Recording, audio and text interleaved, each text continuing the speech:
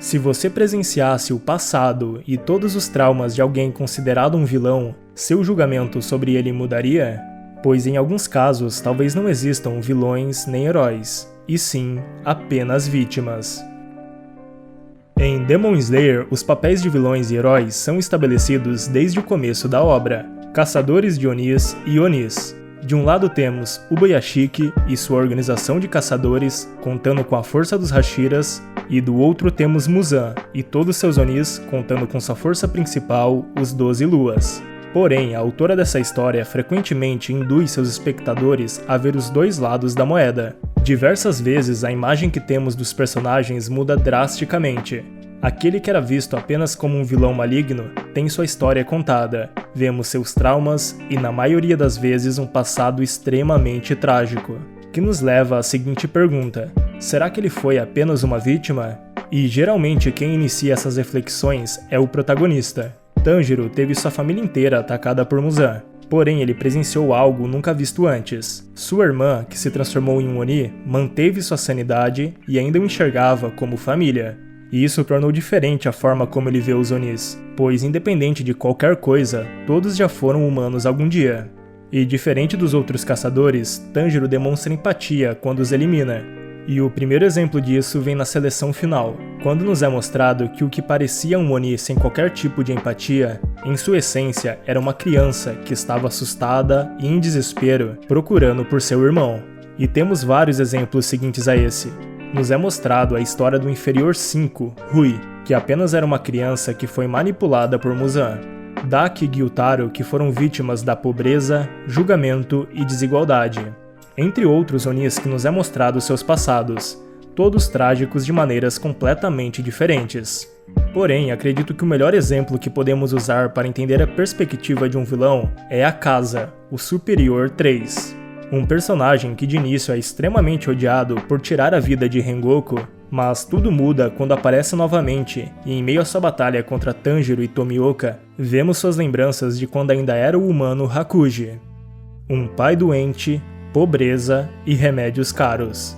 Como uma criança lida com essa situação? A resposta que Hakuji encontrou foi roubar. Ele batia carteiras pela cidade em busca de comprar remédios para seu pai. E sempre que era pego, era espancado e ganhava uma nova tatuagem. Mas em suas palavras, seu amor pelo seu pai era tanto que ser espancado e marcado como um ladrão por toda a sua vida não significava nada, pois ele morreria por seu pai. E esse mesmo pai não aguentou o peso de viver com o dinheiro que era roubado por seu filho. Sim, ele se matou. Pobreza, dor e marcas. Nada disso importava enquanto Hakuji tivesse seu pai. Mas quando mesmo se foi, o que ele faria? Em sua mente, como uma válvula de escape para continuar a viver, Hakuji chegou à conclusão que seu pai morreu porque ele não teve forças para protegê-lo. E em busca de força, ele sempre se envolvia em brigas com adultos. E em meio a uma dessas brigas, como se fosse um presente do destino por todo o sofrimento sem justificativa que ele passou, ele conhece um homem chamado Kenzo. Ele convida Hakuji para treinar em seu dojo enquanto ajuda a cuidar de sua filha Koyuki, uma menina da mesma idade que Hakuji, mas que convive com uma doença desde muito jovem. O tempo se passa e Hakuji finalmente parece encontrar sua felicidade. Seus laços com Kenzo e Koyuki se tornam seu tesouro. Com sua ajuda, Koyuki consegue vencer a doença e os dois se casam. Nesse momento, como uma forma de se livrar do peso de seu passado e confiar novamente em sua capacidade, Hakuji promete que vai proteger os dois com todas suas forças. Porém, o sofrimento parecia persegui-lo. Os humanos podem por vezes serem piores que qualquer tipo de demônio. Por pura ganância e inveja, o dojo vizinho envenena o poço do dojo de Kenzo, levando à sua morte e de sua filha Koyuki.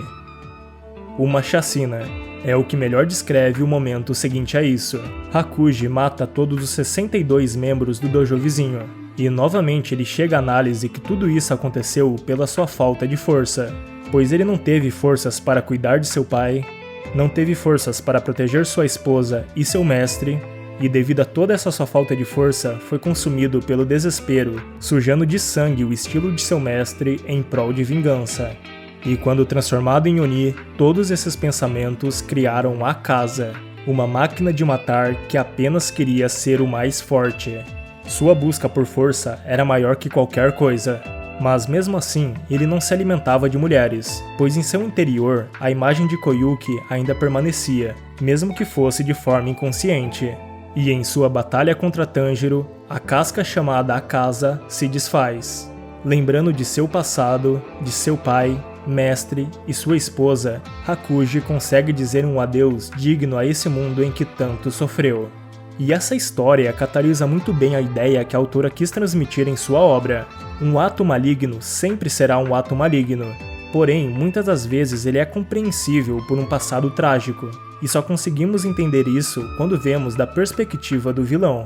Pois até mesmo em Demon Slayer, Tanjiro é um dos poucos caçadores que consegue ter essa empatia pelos Onis. Mas se sua irmã não tivesse se transformado em um Oni e mantido sua sanidade, talvez ele não teria esse mesmo nível de empatia. De qualquer forma, isso é uma lição muito valorosa. Entendermos que toda a história, sendo ela feliz ou trágica, sempre terá dois lados, pode nos esclarecer muitas coisas.